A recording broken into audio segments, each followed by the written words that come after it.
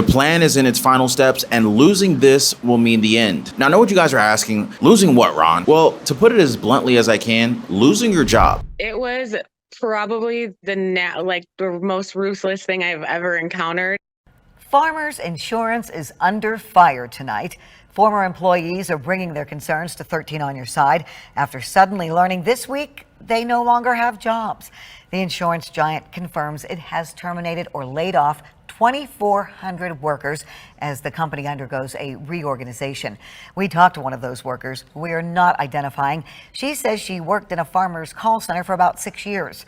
After watching a short video message from Farmer's CEO Raul Vargas, she says she got an email informing her she had been terminated with a link to information on her severance.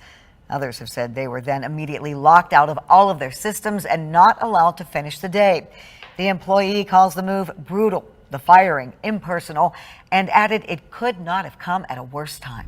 We got to get into a mindset where we realize that companies don't hire us because they like us. They hire people because they need them. Like, once the need has been satisfied, then, well, this is what happens. It's all about the profits, folks. And heck, I'm not even surprised that their CEO just sent a video message. Some don't even say a thing, just a formal email that you're being let go, and that's it. Not saying it's cold, but it's the harsh reality, folks. And the last part here, did you notice? While sure, it was brutal and impersonal, but the timing of it all could not have come at a worse time. Can anybody relate to that? Like, what time am I talking about? Well, none other than the time of Bidenomics, of course. Now, before I play this clip here, make sure you smash the like button. It really helps spread the truth out, and don't forget to subscribe to the channel because you guys know you deserve the truth. I wanted to ask you about this new Bidenomics messaging push. Can you just give me a sense first of, how did you guys coin that phrase, or why did you decide to go with that branding going forward? You don't like Bidenomics? No, I'm just asking. I'm curious. I think it's pretty clever. It's pretty good.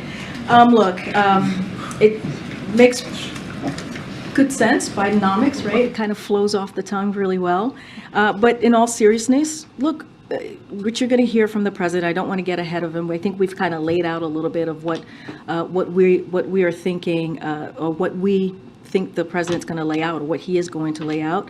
Certainly it's a vision, right? It's a vision about growing the economy from the middle out, the bottom up. You hear us say that over and over again because we believe that trickle-down economics does not work. And we have seen that over and over and over again. And what we have seen, even before the pandemic, is we've seen American families being left behind. And so one of the things that the data, if you look at the data and what we've seen from what the president has been able to deliver in the last 2 years, is an economy that's getting back on its feet, an economy that's actually delivering for the American people. 13 million jobs, unemployment rate at under 4%. When you think about wages going up, when you think about inflation at its lowest by more than 50% than it was a year ago, that's because of the work that this president has done. And he's going to continue to focus on what we can do to lower cost for the American people. And so that is incredibly important. Look, it's going to be a cornerstone speech, as you've heard me say. It's going to be an opportunity to talk about the historic progress, right, as we're talking about implementing those historic pieces of legislation. And so all of those things go hand in hand. And we believe that that is the vision of the president, and hence Bidenomics. Okay, sure. I mean, they can tell us pigs can fly, but it doesn't mean that we can actually see the pigs flying outside, right? And I see people in this community that appreciate all of these updates based on the truth. And I can see how some of them are now preparing for what's going to come, for what's actually happening, for the collapse that we're seeing right before our very eyes. But I gotta admit, guys, there are other people out here who don't see the same way. They don't see things the same way. Some are actually under the assumption that things are becoming easier somehow. Now, for you guys, I want you to do something for me. I'm not going to force you because I know you have your own opinions, but try and talk to your neighbors, talk to your friends, talk to your family, all right? Ask them how much they're spending nowadays compared to just a few years ago. Has it gone up? Has it gone down? Ask them if they're still getting the same quality of products that they used to get. Or are the servings getting smaller?